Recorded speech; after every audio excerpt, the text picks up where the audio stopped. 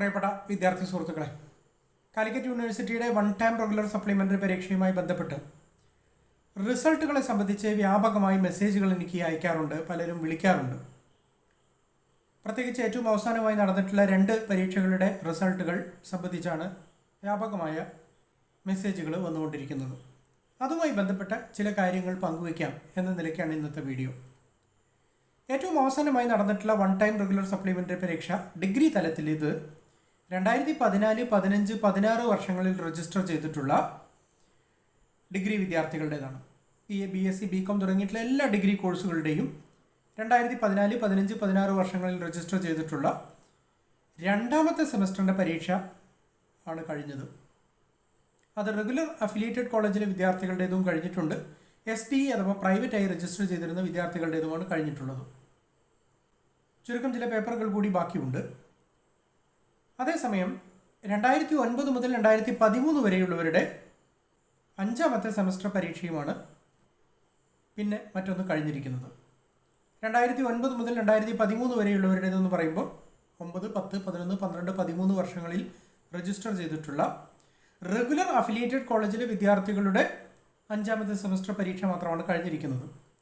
അതിൽ വരുന്ന SDE വിദ്യാർത്ഥികളുടെ പരീക്ഷ കഴിഞ്ഞിട്ടില്ല. SDE വിദ്യാർത്ഥികൾ എന്ന് പറയുന്നത് 2011, 12, 13 വർഷങ്ങളിൽ രജിസ്റ്റർ ചെയ്തിട്ടുള്ള ഡിഗ്രിക്കാരുടെ 5ാമത്തെ സെമസ്റ്റർ പരീക്ഷ കഴിഞ്ഞിട്ടില്ല. പ്രൈവറ്റായി രജിസ്റ്റർ ചെയ്തിട്ടുള്ളവരുടെ പരീക്ഷ കഴിഞ്ഞിട്ടില്ല. റെഗുലർകാരുടെ പരീക്ഷയാണ് കഴിഞ്ഞിരിക്കുന്നത്. 2009 മുതൽ 13 വരെയുള്ളവരുടെ റെഗുലർകാരുടെ 1ാമത്തെ സെമ്മ് കഴിഞ്ഞു, 6ാമത്തെ സെമ്മ് കഴിഞ്ഞു, 5ാമത്തെ സെമ്മ് കഴിഞ്ഞു.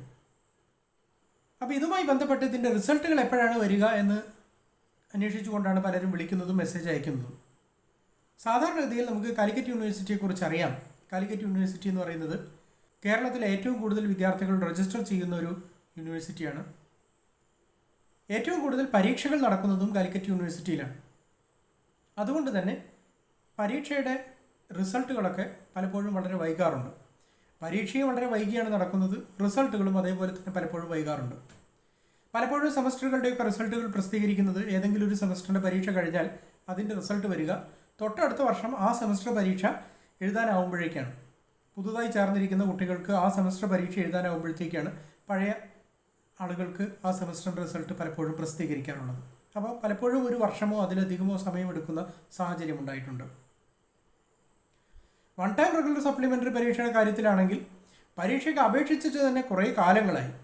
പ്രത്യേകിച്ച് 2009 മുതൽ 2013 വരെ രജിസ്റ്റർ ചെയ്തിട്ടുള്ള വിദ്യാർത്ഥികളെ സംബന്ധിച്ചിടത്തോളം 2021 മറ്റോ ആണ് അവർ പരീക്ഷയ്ക്ക് രജിസ്റ്റർ ചെയ്തത്. 2024 പല പരീക്ഷകളും കഴിഞ്ഞിട്ടില്ല. ചില പരീക്ഷകളൊക്കെയാണ് കഴിഞ്ഞിരിക്കുന്നത്. അപ്പോൾ അതിൻ്റെ റിസൾട്ടുകൾ ഇനി വരാനുണ്ട്. ഈ പരീക്ഷയുടെ റിസൾട്ടുകളൊക്കെ ഇതേപോലെ ഇനിയും മുൻകാലങ്ങളിലേതുപോലെ വൈകുമോ എന്നത് എല്ലാവരുടെയും മനസ്സിലുള്ളൊരു ആശങ്കയാണ്. കുറേ കാത്തിരുന്നതിന് ശേഷമാണ് പരീക്ഷ വരുന്നത്, അതും കഴിഞ്ഞ് കുറേ കാത്തിരുന്നതിന് ശേഷമാണ് റിസൾട്ട് വരുന്നത് എന്നതുകൊണ്ടൊന്നും പ്രത്യേകിച്ച് പ്രയോജനമില്ലാത്തൊരു സാഹചര്യമുണ്ട്. വിദ്യാർത്ഥികളെ സംബന്ധിച്ചിടത്തോളം സമയത്തിന് ഡിഗ്രി പൂർത്തിയായി റിസൾട്ടുകളൊക്കെ വന്നിട്ടുണ്ടെങ്കിലല്ലേ കാര്യമുള്ളൂ.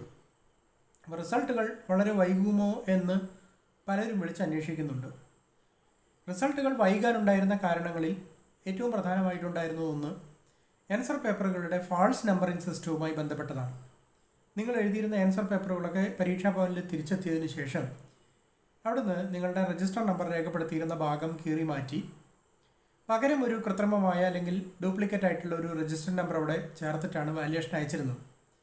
പിന്നീട് വാല്യുവേഷൻ കഴിഞ്ഞ് വന്നതിന് ശേഷം ഈ ആൻസർ പേപ്പറുകളൊക്കെ ഓരോന്നും കണ്ടെത്തി പഴയ രജിസ്റ്റർ നമ്പറുകൾ ഡ്യൂപ്ലിക്കേറ്റ് ആയിട്ടുള്ള രജിസ്റ്റർ നമ്പറുകൾക്ക് പകരം ഒറിജിനൽ രജിസ്റ്റർ നമ്പറുകളൊക്കെ ചേർത്തതിന് ശേഷം വേണം മാർക്കുകളൊക്കെ എഴുതി ചേർത്ത് ടാബുലേറ്റ് ചെയ്ത് റിസൾട്ടുകൾ പ്രസിദ്ധീകരിക്കാൻ. അപ്പോൾ അതുകൊണ്ട് കാലിക്കറ്റ് യൂണിവേഴ്സിറ്റിയിൽ വലിയ തോതിലുള്ള കാലതാമസം ഇതുമായി ബന്ധപ്പെട്ട് നേരിട്ടിരുന്നു. ഇപ്പോൾ അതിലൊക്കെ ഏറെ മാറ്റങ്ങളുണ്ടായിട്ടുണ്ട്. വലിയ തോതിലുള്ള പരിഷ്കാരങ്ങളും പരീക്ഷാ സമ്പ്രദായത്തിൽ കാലിക്കറ്റ് യൂണിവേഴ്സിറ്റിയിൽ വന്നിട്ടുണ്ട്. നിങ്ങൾ പരീക്ഷ എഴുതിയപ്പോഴും തന്നെ കണ്ടിട്ടുണ്ടാവും, ബാർകോഡ് സമ്പ്രദായമായിരുന്നു. ബാർകോഡ് സമ്പ്രദായമായതോടുകൂടി തന്നെ പരീക്ഷ നടത്തിപ്പ് താരതമ്യേന ലളിതമായിട്ടുണ്ട്. അതോടൊപ്പം തന്നെ പരീക്ഷയുടെ ആൻസർ പേപ്പറുകൾ വാല്യൂ ചെയ്യുന്നതും അത് ടാബുലേഷൻ സെക്ഷനിലെത്തി മാർക്ക് രേഖപ്പെടുത്തി റിസൾട്ട് പ്രസിദ്ധീകരിക്കുന്നതുമായി ബന്ധപ്പെട്ട കാര്യങ്ങളും താരതമ്യേന ലളിതവൽക്കരിക്കപ്പെട്ടിട്ടുണ്ട് എന്ന് പറയാം. അതുകൊണ്ട് മുൻകാലങ്ങളെ അപേക്ഷിച്ച് വലിയ താമസമൊന്നുമില്ലാതെ തന്നെ റിസൾട്ടുകൾ പ്രസിദ്ധീകരിക്കാൻ കാലിക്കറ്റ് യൂണിവേഴ്സിറ്റിക്ക് സാധിക്കുന്നുണ്ട്. ഈ അടുത്ത കാലത്ത് നടന്നിട്ടുള്ള കാലിക്കറ്റ് യൂണിവേഴ്സിറ്റിയിൽ നടന്നിട്ടുള്ള, പ്രത്യേകിച്ച് ബാർകോഡ് സമ്പ്രദായം നിലവിൽ വന്നതിന് ശേഷം കാലിക്കറ്റ് യൂണിവേഴ്സിറ്റിയിൽ നടന്നിട്ടുള്ള പരീക്ഷകളിലെല്ലാം തന്നെ ഒരു 3 മാസം 4 മാസത്തിനുള്ളിൽ തന്നെ റിസൾട്ട് പ്രസിദ്ധീകരിക്കാൻ കഴിയുന്നുണ്ട്. 1.5 മാസം കൊണ്ട് 2 മാസം കൊണ്ടും ഒക്കെ ചില പരീക്ഷകളുടെ റിസൾട്ട് യൂണിവേഴ്സിറ്റി പ്രസിദ്ധീകരിച്ചിട്ടുണ്ട്. അതൊരു വലിയ നേട്ടം തന്നെയാണ്. അപ്പോൾ ആ നിലയ്ക്ക് ഈ പരീക്ഷ എഴുതിയിരിക്കുന്ന 1 ടൈം റെഗുലർ സപ്ലിമെൻ്ററി പരീക്ഷ എഴുതിയിരിക്കുന്ന വിദ്യാർത്ഥികളെ സംബന്ധിച്ചിടത്തോളവും അധികമൊന്നും കാത്തിരിക്കേണ്ടി വരില്ല. എന്ന് വരും എന്നതിനെ സംബന്ധിച്ച് കൃത്യമായി പറയാൻ പറ്റില്ല എങ്കിലും ഏറെ കാലം കാത്തിരിക്കാതെ തന്നെ നിങ്ങളുടെ റിസൾട്ടുകളൊക്കെ പ്രസിദ്ധീകരിക്കും. അതുകൊണ്ട് ആളുകൾ ആരും തന്നെ ഈ പരീക്ഷയുടെ റിസൾട്ടായോ എന്ന് അന്വേഷിച്ചുകൊണ്ട് വിളിക്കേണ്ടതില്ല. റിസൾട്ട് പ്രസിദ്ധീകരിച്ചു കഴിഞ്ഞാൽ സ്വാഭാവികമായി ഞാൻ നിങ്ങളെ അറിയിക്കുന്നതിന് വേണ്ടി യൂട്യൂബ് ചെയ്യുന്നുണ്ട്. അതുകൊണ്ട് ക്ഷമയോടുകൂടി കാത്തിരിക്കുക. പരീക്ഷ എഴുതാൻ വേണ്ടി ഇത്രയേറെ ഏതായാലും കാത്തിരുന്നുവല്ലോ. ഏതായാലും റിസൾട്ട് വരാൻ ഇനി അധികം കാലതാമസം വേണ്ടിവരില്ല. അതുകൊണ്ട് അതുവരെ കാത്തിരിക്കുക. എന്തായാലും എല്ലാവരും പാസ്സാവുമെന്ന പ്രതീക്ഷയോടെ കാത്തിരിക്കുക. ഓക്കെ.